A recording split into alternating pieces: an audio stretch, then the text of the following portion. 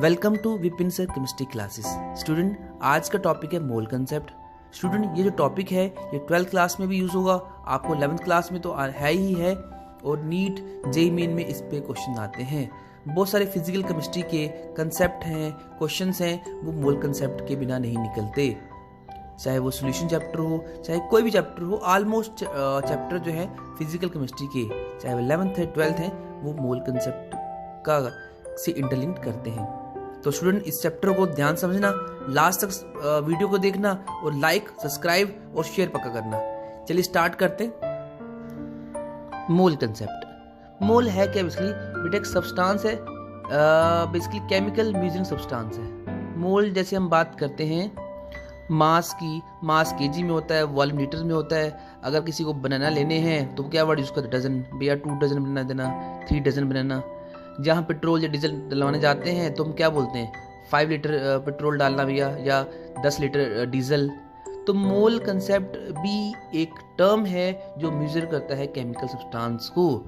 तो बेटा जी, मोल को हम टर्म किस टर्म में लेते हैं? नंबर की टर्म में ले सकते हैं, मोलर मास की टर्म में ले सकते हैं, इनको वॉल्यूम की टर्म में ले सकते हैं। तो मोल की जो एक्चुअल वैल्यू है वो कितनी है? एक मोल की जो वैल्यू है वो है एवोगाड्रो नंबर के बराबर, that is 6.022 into 10 की पावर 23 केमिकल पार्टिकल। अब ये कुछ ट्रिक्स हैं, छोटी लाइनें हैं, ये आपको हेल्प करेंगे क्वेश्चन को निकालने में। अब न्यूमेरिकल आ जाए इस पे, नीट में, जेईई मेन में, एकेडमिक में, तो कैसे करना है? ग्राम एटम मीन्स 1 मोल। कभी बार क्वेश्चन में दिया होता है कि 4 ग्राम एटम मीन्स 4 मोल है वो, 10 ग्राम एटम मीन्स वो 10 मोल है। इस तरह 1 ग्राम मॉलिक्यूलर मास मीन्स 1 मोल। क्वेश्चन लिखो 22 ग्राम मॉलिक्यूलर मास, इट मींस वो क्या है? 1 मोल है। इस तरह 1 मोल किसके बराबर है? 22.4 litre of any gas at STP.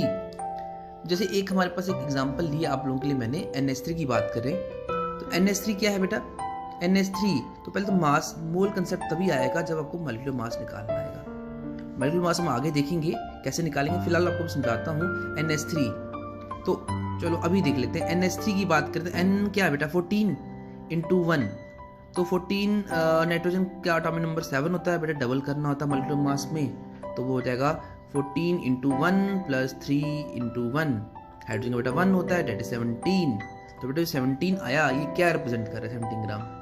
17 gram represent कर रहा है 1 मोल ऑफ अमोनिया, या ये रिप्रेजेंट कर रहा है कि ये 1 ग्राम मॉलिक्यूलर मास है, या ये रिप्रेजेंट कर रहा है कि इसमें कितने लीटर वॉल्यूम है? 20.4 लीटर ऑफ अमोनिया है। ये रिप्रेजेंट कर रहा है इसमें एवोगाड्रो नंबर है, या ये रिप्रेजेंट कर रहा है एटम्स। तो बेटा जब एटम्स की बात चलती है तो उसको 4 से मल्टीप्लाई करना होता है। एट 4, जैसे यहाँ एटम्स 4 से मल्टीप्लाई मीन्स देखना है कि एलिमेंट कितने कंपाउंड में। जैसे यहाँ 3 + 1 है तो बेटा 4 कर दिया। चलिए एक एग्जाम्पल और लेता हूँ, इससे आपको मॉलिक्यूलर मास निकालना भी आ जाएगा। CO2 की बात करते हैं तो बेटा ऐसे याद रखना, 1 into C plus O into 2। ये हम क्या देख रहे हैं? हम देख रहे हैं मॉलिक्यूलर मास कैसे निकालते हैं। 11th क्लास में NCERT का जो पहला क्वेश्चन है बैक एक्सरसाइज में बेटा वो यही है, मॉलिक्यूलर मास कैसे निकालना है। तो देखो ये कंपाउंड बना C और O से, यहाँ C 1 थे तो 1 से मल्टीप्लाई किया, यहाँ O 2 थे 2 से मल्टीप्लाई किया। तो बेटा कार्बन का जो एटॉमिक नंबर है वो 6 होता है, बट मास निकालने के हमें डबल करना पड़ता है, ऑलमोस्ट हर केस का डबल होता है। तो कार्बन का 12 हो गया, ऑक्सीजन का 16 होता है, 16 को 2 से मल्टीप्लाई करेंगे तो बेटा ये क्या आ गया आपका? 12 प्लस 32 which is 44 ग्राम। तो CO2 ये 44 ग्राम क्या रिप्रेजेंट कर रहा है? ये 44 ग्राम रिप्रेजेंट कर रहा है 1 मोल ऑफ अमोनिया। ठीक है बेटा, ये रिप्रेजेंट कर रहा है 22.4 लीटर ऑफ CO2। ये रिप्रेजेंट कर, इसमें एटम्स देखने हो तो इसमें एटम कितने होंगे? 3 कैसे बेटा? 2 और 1 3 इंटू एवोगाड्रो नंबर 6 इंटू 10 की पावर 23। ठीक है बच्चों, आगे बढ़ते हैं। अब मैंने कुछ टर्म्स लिख दी हैं, कुछ एलिमेंट्स लिखे हैं जहां पर इनका मास भी रिप्रेजेंट करा है। अब ये मास क्या देखता है वो देख समझते हैं।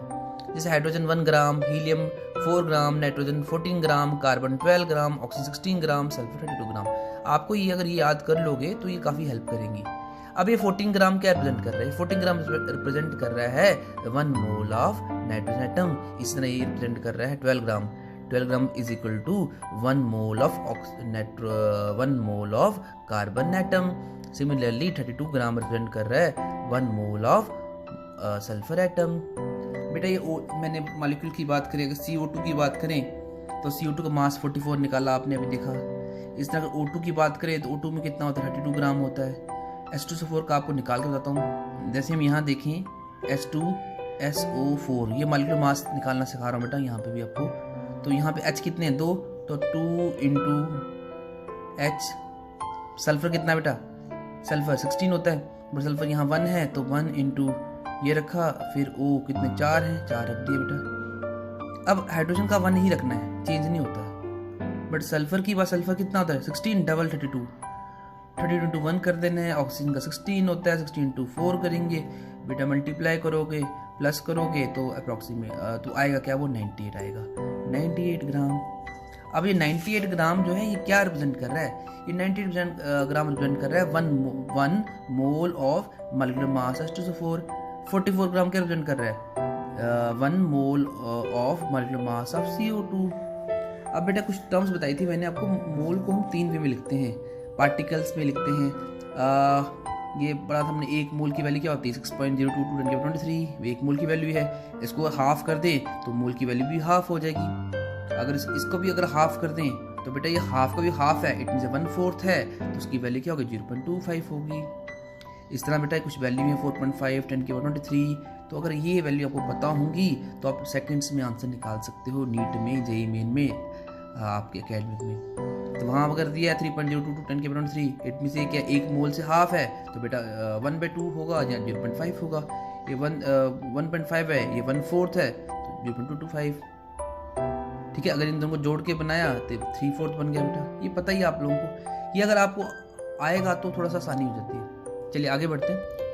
चलिए इसी तरह जैसे हमने देखा कि 22.4 लीटर में एक मोल होता है, इसका हाफ कर दें तो मोल भी हाफ हो रहा है, डेट इज 0.5। ये पता ही आप लोगों को, ठीक है स्टूडेंट्स, ये 0.5 है।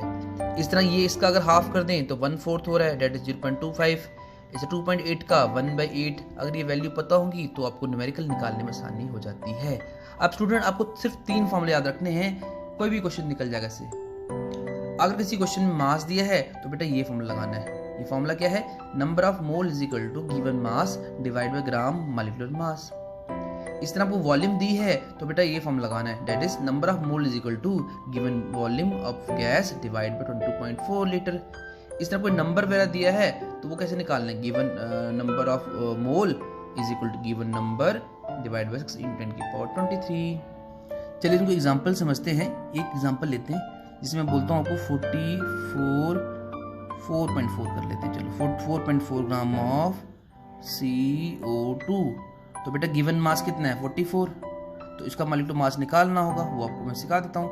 CO2 बस मास निकालना आ जाए, बाकी मोल कंसेप्ट आसान है। तो मास निकालना बहुत सिंपल है, मुश्किल नहीं है। किसका बना है, C का बना है, O का बना है। C यहाँ पे 1 है, 1 लिख दिया, यहाँ O 2 हैं, 2 लिख दिया बेटा। अगर हम बात करें तो ये 1 × 12 है, ये आपका 2 × 16, प्लस करोगे तो बेटा 44 ग्राम आएगा। तो यहाँ सेम है, तो बेटा ये गिवन मास है, ये मॉलिक्यूलर मास है। तो फॉर्मूला होता है नंबर ऑफ मोल का, गिवन मास कितना है बेटा 4.4, मॉलिक्यूलर मास है 44, डिवाइड करोगे 1/10 आ रहा है, यहाँ वो 0.1 आ रहा है। बस इतना सा बेटा निकल के 0.1 मोल निकल गए। ठीक है बच्चों, तो क्या किया हमने, given mass divide bye molecular mass. तो मॉलिक्यूलर मास कैसे निकालते हैं, जो भी एटॉमिक मास होगा इनका, उनको प्लस करना है जितने, उसके बाद आपका आंसर निकल जाता है। चलिए एक और देख लेते हैं। चलिए एक क्वेश्चन और ले लेता हूँ आप लोगों के। एक क्वेश्चन है 6.8 × 10⁻26 लेते हैं। चलो ये क्वेश्चन है मॉलिक्यूल्स ऑफ अमोनियम। ये क्वेश्चन है find number of mole in 1.8 × 10⁻24 molecules of ammonia. ये बोल रहा है बेटा। तो क्या करना है, बहुत सिंपल है। तो बेटा फॉर्मूला कौन सा लगाएंगे, नंबर वाला, given number divide bye Avogadro number. तो गिवन नंबर ये दिया, डिवाइड करेंगे एवोगैड्रो नंबर से, वो सेकंड में निकलेगा। ये देखो बेटा 6 × 10⁻23, 6 × 1 = 6, 6 × 3 = 18। तो बेटा ये 0.3 × 10⁻24 - 23, ये आप लोग सॉल्व करोगे तो आंसर आ जाएगा। तो हमें देखना है कि डिमांड क्या है, ग्राम में दिया है, वॉल्यूम में दिया है, नंबर में दिया है, उसके अकॉर्डिंग करना है। चलिए स्टूडेंट स्टार्ट करते हैं। First question, number of atoms in 4.25 gram of ammonia is. Number of atom find करने। बेटा कभी इलेक्ट्रॉन बोले, कभी प्रोटॉन बोले, तो कुछ भी बोले, एटम्स बोले, तो पहला स्टेप क्या है बेटा, ग्राम में दिया है, पहले हम मोल फाइंड करेंगे। मोल कैसे फाइंड, गिवन मास कितना है 4.25 डिवाइड बाय अमोनिया, नाइट्रोजन 7 का डबल 14, 14 प्लस 3 17, तो 17 आ गया बेटा यहाँ पर। ठीक है बच्चों, तो ये पॉइंट था, पॉइंट हटाया, इंटू 1 2 0 लगा दिए, ये 100 हो गया। सिंपल सा है। ठीक है, आगे डिवाइड करना है, आगे मुश्किल नहीं। चलिए बच्चों देखते हैं आगे। ये 4.25 इंटू क्या है 100 है। अगर आप इसको मल्टीप्लाई करोगे तो आप देखो 4 से मल्टीप्लाई करोगे तो बेटा वैल्यू क्या आ रही, 4 आती है। ठीक है, सिंपल है, डिवाइड करना है, ये आपको डिवाइड करना आएगा। फिर बोल रहे एटम्स कितने हैं बेटा, यहाँ देखो 3 और 1 4, हाइड्रोजन 3 है, नाइट्रोजन 1 है, टोटल कितना आ गया 4। बेटा मल्टीप्लाई करोगे। ठीक है, और जब भी किसी क्वेश्चन में एटम्स दिए हों, इलेक्ट्रॉन बोले हैं, प्रोटॉन बोले हैं, तो आप लोगों को बेटा एवोगैड्रो नंबर से मल्टीप्लाई करना ही करना है। मैं शॉर्ट में लिख रहा हूँ वैल्यू एवोगैड्रो नंबर की ये, तो बेटा ये कैंसिल हो गए, तो आपका गया 6 × 10⁻23 आंसर डी। क्या किया हमने लिखा given mass divide by gram molecular mass. Gram molecular मास आया 14 + 3 दैट इज 17। फिर हमने डिवाइड किया, वो आई 1/4 वैल्यू, और ये 4 कहाँ से, ये वाला। टोटल आइटम कितने थे 3 + 1 4, इसने एटम्स बोला है, तो जितने भी एटम्स हो उनको मल्टीप्लाई कर देना है, फिर लास्ट में लिखना है एवोगैड्रो नंबर। ये कैंसिल हो गए, बच गया आपका 6 × 10⁻23। चलिए स्टूडेंट नेक्स्ट क्वेश्चन को करेंगे। ये बहुत सिंपल क्वेश्चन है, which of following has maximum number of molecule. तो इसकी टेक्निक ट्रिक ये होता है कि जिसका मास जितना कम होगा उतना वो आंसर होगा। आप लोगों को पता ही, आप सब मैथ करते हैं कि जितना मॉलिक्यूलर डिनोमिनेटर जितना कम होगा उतना आंसर ज़्यादा होगा। अगर हम देखें हाइड्रोजन का मास बेटा 2 होता है, 1 होता है, 1 2, तो 2/2 1 आएगा। यहाँ बेटा 14 है, 14 × 2 28। अगर यहाँ देखें तो मास और भी ज़्यादा आएगा, यहाँ भी ज़्यादा आएगा। तो कहने का मीनिंग है जितना मास कम होगा उतना इनका उतने मैक्सिमम नंबर ऑफ मॉलिक्यूल ज़्यादा होंगे, इतने मोल ज़्यादा होंगे। तो बेटा ये देखो हाइड्रोजन का मास सबसे कम है इन सब में से, तो हाइड्रोजन आंसर होगा। आगे बढ़ते हैं। आगे क्वेश्चन है बेटा विच ऑफ आगे है number of water molecule is maximum in. Maximum water molecule find करनी है। बेटा आप देखो, आप सबको नॉलेज है ही है कि 1.8 ग्राम ऑफ वाटर, ये है 18 ग्राम ऑफ वाटर। अगर आप देखोगे तो बेटा सामने दिख रहा है 18 मोल ऑफ वाटर, तो बेटा आंसर 18 मोल होंगे, निकालने की जरूरत ही नहीं, सिंपल थे। ठीक है, कैलकुलेशन ही सबसे मॉलिक्यूल निकालने, मोल इसी में जा निकलेंगे। आगे बढ़ते हैं। चलिए स्टूडेंट एक क्वेश्चन कर लेते हैं। जैसे हमारे पास कोई क्वेश्चन है कि एनसीईआरटी का, ये कहता है कि 3 मोल हैं हमारे पास, 3 मोल ऑफ इथेन C2H6, 3 मोल हैं इथेन के। बताओ इसमें कार्बन के मोल कितने हैं, कार्बन के मोल कितने हैं। तो बेटा इस कंपाउंड में अगर मैं पहले 1 मोल लेता हूँ उस कंपाउंड का, 1 मोल ऑफ C2H6, फिर इसमें क्या है, इसमें अगर ध्यान से देखें तो कार्बन हाइड्रोजन का बना हुआ है, तो कार्बन के कितने मोल हैं, यहाँ पर 2 मोल हैं, तो यहाँ लिखेंगे इस कंपाउंड में 2 मोल है, 2 मोल ऑफ कार्बन। यहाँ हाइड्रोजन कितने 6 मोल है, 6 मोल ऑफ हाइड्रोजन। इस पूरे कंपाउंड, इस खुद कंपाउंड के 3 मोल हैं। ठीक है, अगर हम 1 मोल लें C2H6 का, तो उसमें कार्बन कितने हैं 2 और हाइड्रोजन कितने 6।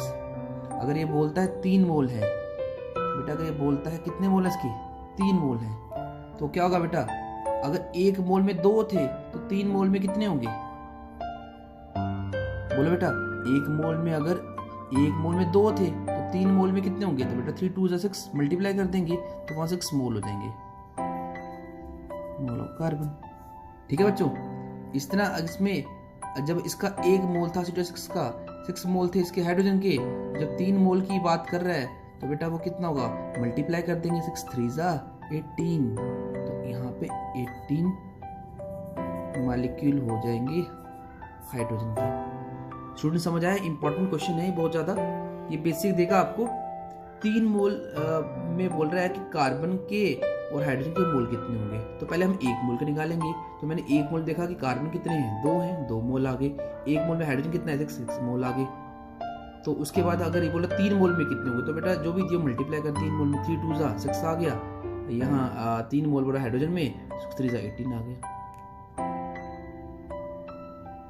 चलिए स्टूडेंट एक क्वेश्चन और देख लेते हैं। Number of electron in 1.6 gram of methane, electron find करने। तो बेटा जो मर्जी हो, चाहे इलेक्ट्रॉन बोले चाहे प्रोटॉन बोले, पहले मास निकालना है। तो नंबर ऑफ मोल क्या होता है बेटा, गिवन मास कितना है 1.6। मॉलिक्यूलर मास कैसे निकालते हैं बेटा, कार्बन का कितना 12 होता है, 12 + 4 16, तो 16 आ जाएगा बेटा यहाँ पर। तो कितना आ गया आपका, ये आ गया आपका 0.1, ये निकले मोल। बट क्वेश्चन वाला क्या बोला, इलेक्ट्रॉन बोल रहा है। तो बेटा याद रखना है, जब इलेक्ट्रॉन फाइंड करने हैं, प्रोटॉन फाइंड करने हैं, तो उस केस में क्या होता है, उस केस में इनके प्रोटॉन, इलेक्ट्रॉन और एटॉमिक नंबर बराबर होते हैं जब कोई न्यूट्रल एटम हो। मीथेन की बात की, मीथेन पे कोई चार्ज नहीं है तो न्यूट्रल है। तो बेटा इसका मास हम डायरेक्ट यहीं कर देते हैं। मास कितना है कार्बन का, एटॉमिक नंबर कितना है 6 प्लस हाइड्रोजन 1 होता है, बट हाइड्रोजन यहाँ 4 है, 6 + 4 10। आई थिंक समझ आया आप लोगों को।